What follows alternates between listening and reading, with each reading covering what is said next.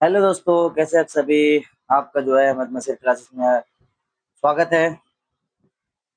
आज जो है क्लास 10 का जो है ज्योग्राफी का सेकंड चैप्टर जो है देखने वाले हैं। ठीक है, जो कृषि से जितने भी प्रश्न हैं कृषि से संबंधित रहेगा। ठीक है, तो वीडियो को लास्ट तक जरूर देखिएगा। ठीक है, आप अगर जब पहली बार मेरे चैनल पे हो तो चैनल को जरूर सब्सक्राइब कीजिएगा। ठीक है, सभी चैप्टर का जो है इसी प्रकार जो है वीडियो लाता रहूंगा। और जो है किसी प्रकार की दिक्कत हो कमेंट जरूर कीजिएगा। चलिए जो है क्लास को करते हैं स्टार्ट। पहला प्रश्न क्या करा है, भारत में जो है ना कृषि की दृष्टि से कौन सा कथन सही है। देखिए, कथन वाला प्रश्न भी आता है। देखिए, भारत कृषि की दृष्टि से एक संपन्न राष्ट्र है, वो तो है। यहाँ केवल एक प्रकार की मिट्टी पाई जाती है, ये गलत है। एक प्रकार की नहीं, या कई प्रकार की मिट्टी पाए जाते हैं। यहाँ वर्षा साल भर एक समान होती है, बिल्कुल गलत बात है। यहाँ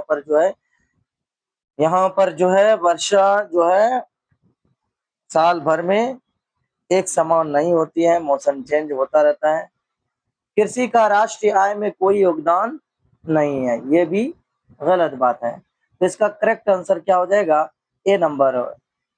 क्या है, ए नंबर। यहाँ पर जो है कुदरत ने मिट्टी, पानी और धूप सब भरपूर दिया है। ठीक है, जैसे कि किसी के पास जो है उपजाऊ खेत, अपना ट्रैक्टर, कुआं सब दिए हैं। ठीक है, तो इसका क्या होगा, मतलब कि भारत कृषि की दृष्टि से एक संपन्न राष्ट्र है। ठीक है, चलिए तो पहला प्रश्न इसका सही होगा।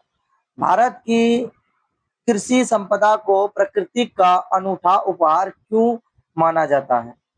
भारत की कृषि संपदा को प्रकृति का अनूठा उपहार जो है क्यों माना जाता है। तो याद रखना, विविध मिट्टी, पर्याप्त तापमान और सतत वाहिनी नदियों के कारण जो है से कहा जाता है। ठीक है, जैसे कि हिमालय से जो है नदियां देखिए मतलब कि 12 महीने जो है बहते रहती है हिमालय वाली नदी। ठीक है, और कुदरत का कमाल है कि सूरज फसलों को क्या करते हैं, पकाने के लिए। ठीक है, तो भारत की दृष्टि से संपदा प्रकृति का अनूठा उपहार इसीलिए माना जाता है। ठीक है, चलिए नेक्स्ट। भारत को लगभग कितने प्रतिशत क्षेत्र में साल में दो से अधिक फसलें उगाई जाती है, ये सिंचाई की सुविधा है। तो इसका आंसर क्या हो जाएगा, मात्र 15%। ठीक है,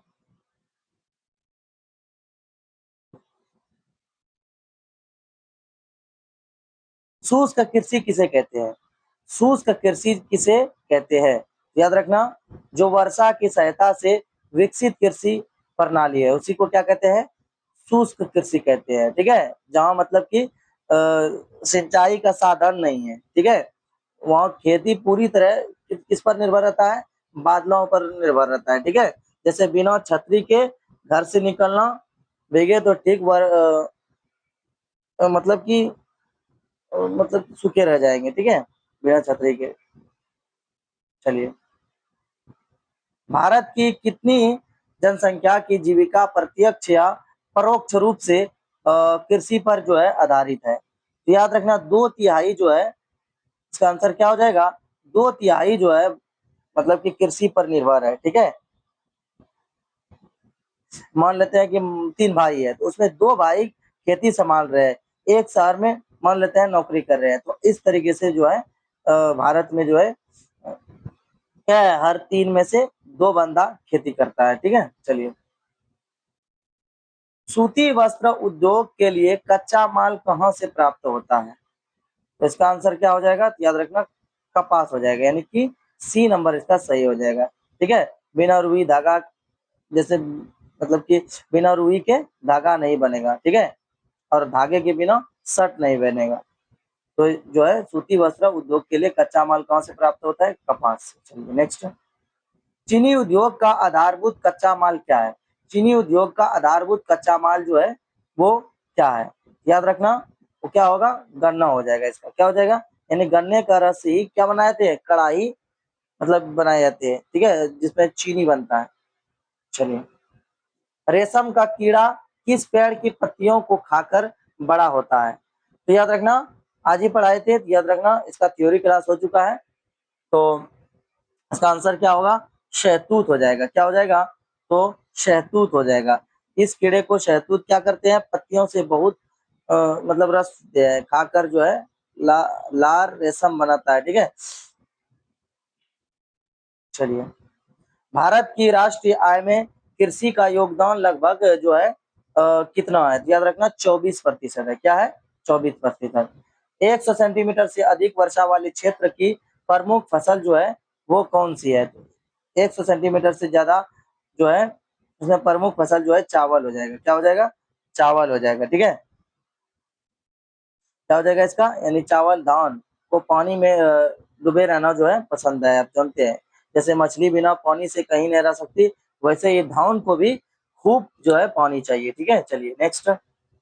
भारत विश्व का लगभग कितना प्रतिशत जो है चावल उत्पादन जो है करता है? याद रखना, विश्व में जो है 22% जो है वो भारत जो है क्या करते हैं? चावल जो है करते हैं। यानी कि हम दुनिया में दूसरे नंबर पर जो है चावल उत्पादन में आते हैं। ठीक है, तो समझ में आया कि नहीं आया? चलिए,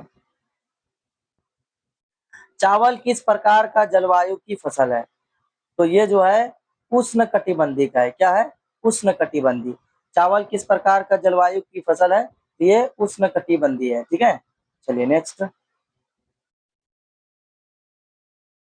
मतलब उष्ण कटि मतलब होता है जैसे गर्मी और नमी दोनों चाहिए। क्या चाहिए? उष्ण कटिबंधीय मतलब गर्मी और इसकी जो है ये भी याद रखना कि आप बताए थे थ्योरी में, जून जुलाई में से क्या कहता है रोपा जाता है और जो है नवंबर दिसंबर में से काट लेते हैं। ठीक है, चलिए। अक्टूबर में, चलिए। चावल की खेती के लिए जो है बोते समय कितना तापमान आवश्यक है?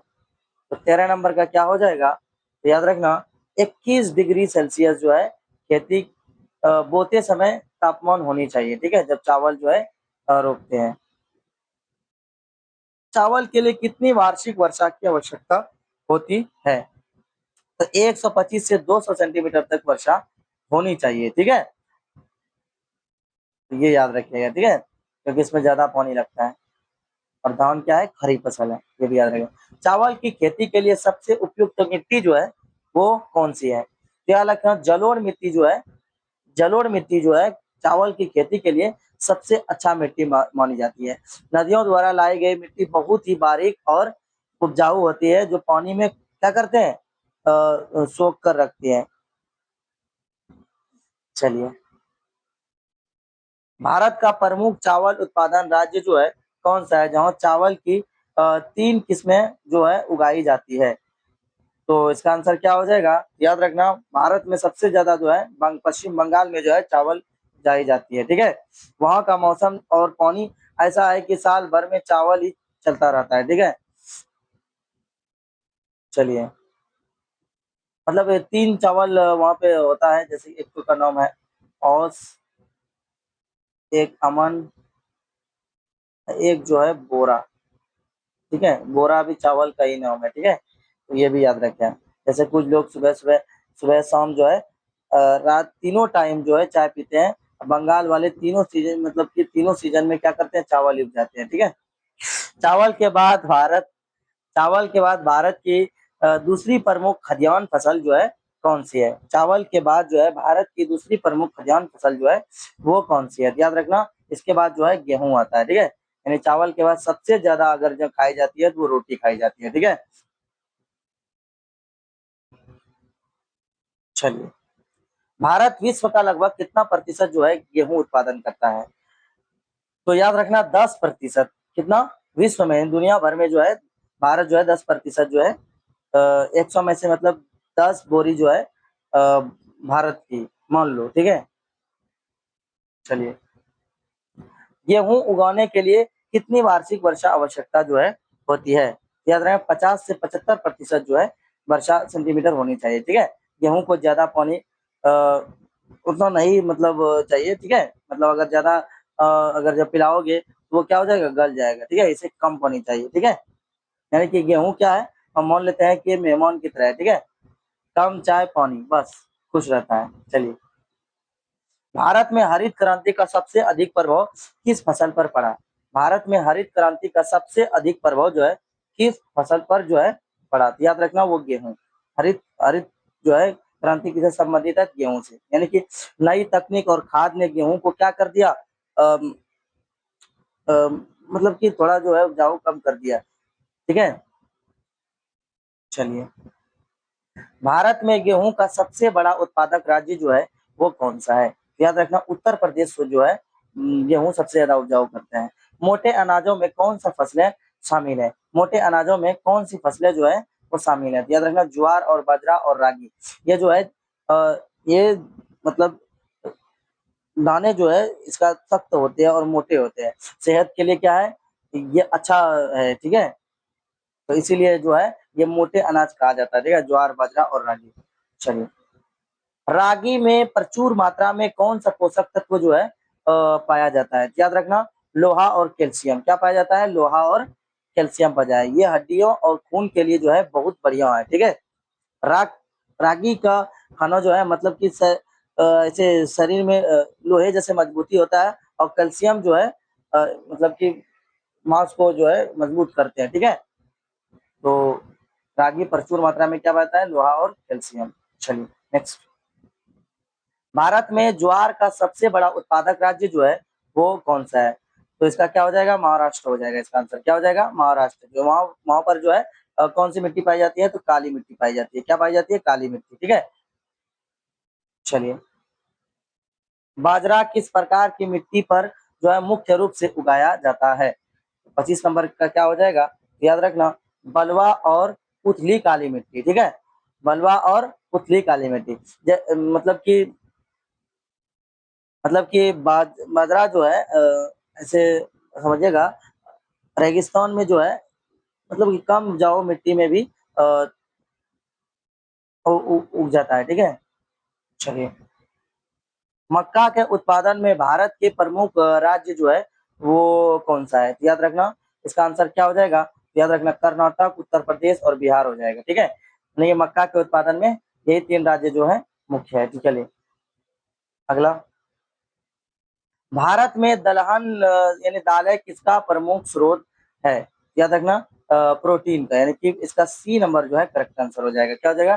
भारत में दलहन किसका प्रमुख जो है वो स्रोत है, ठीक है। तो ये प्रोटीन हो जाएगा इसका, ठीक है। चलिए, कौन सी दाल वायु से नाइट्रोजन लेकर भूमि को जो है उर्वर बनाती है? तो 28 नंबर का क्या हो जाएगा?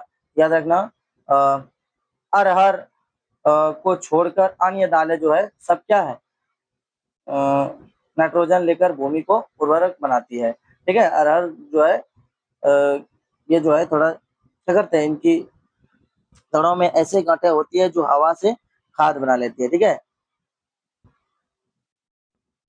इसीलिए अन्य दालों से जो है यानी ये दालें मिट्टी के लिए जो है देसी खाद का काम करते हैं। ये तीनों जैसे 1 2 3 इसका करेक्ट आंसर जो हो जाएगा ये हो जाएगा इसके छोड़कर, ठीक है। चलिए, राष्ट्रीय दाल विकास कार्यक्रम किस वर्ष जो है शुरू किया गया था? राष्ट्रीय दाल विकास कार्यक्रम किस वर्ष जो है वो शुरू किया गया था? तो याद रखना ये जो है 1986-87 में इसको शुरू किया गया था। यानी कि बी नंबर इसका करेक्ट हो जाएगा।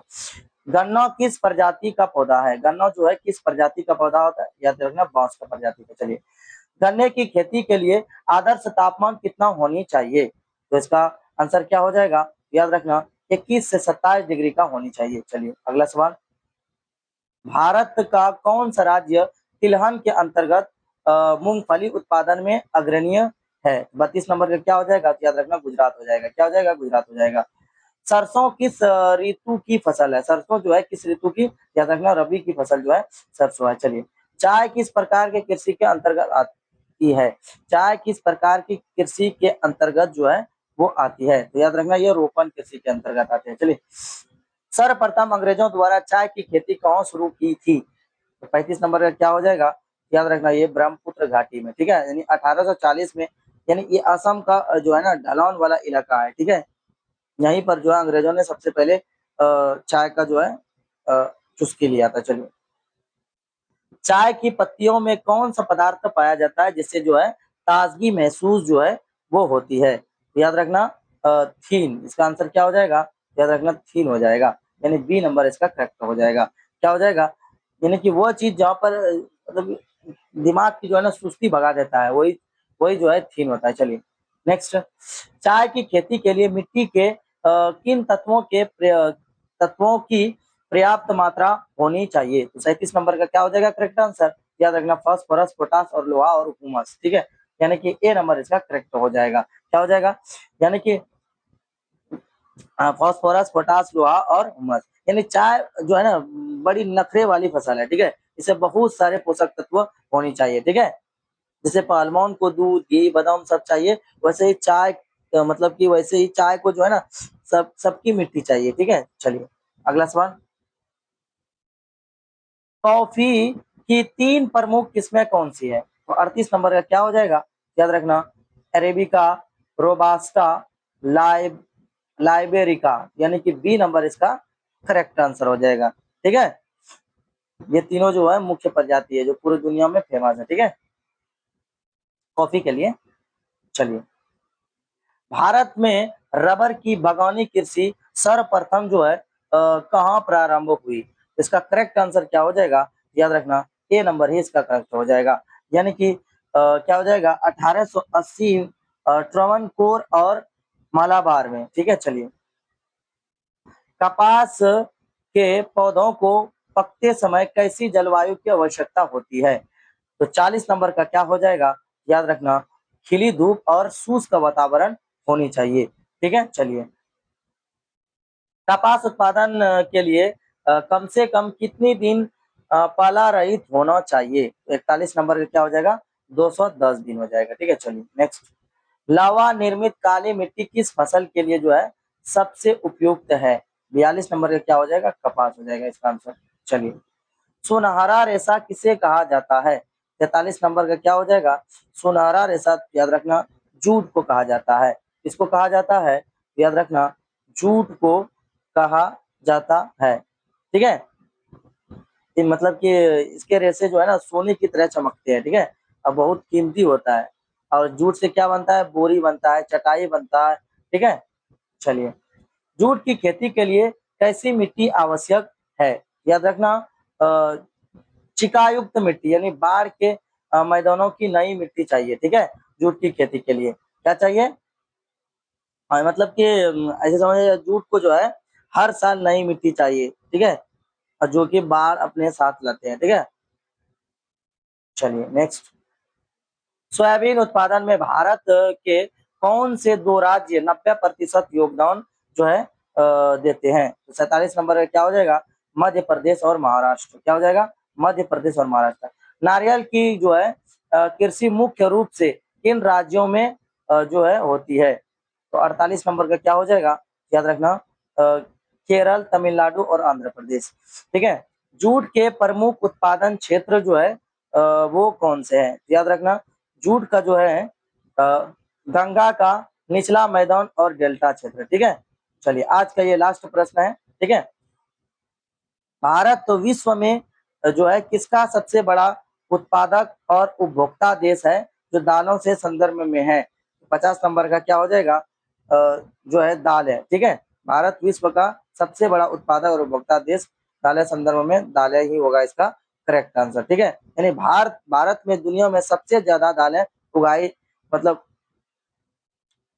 उगाता है, और जो है हम भारतीय उन्हें जो है क्या करते हैं क्या मतलब कि खाते हैं, पीते हैं हम। ठीक है, और मान ले सकते हैं कि भारत जो है दाल में राजा है। ठीक है, क्या है? राजा है। दाल यहाँ भारत में बहुत उगाए जाते हैं, बहुत किस्म के। ठीक है, ये था 50 प्रश्न क्लास 10th के ज्योग्राफी का।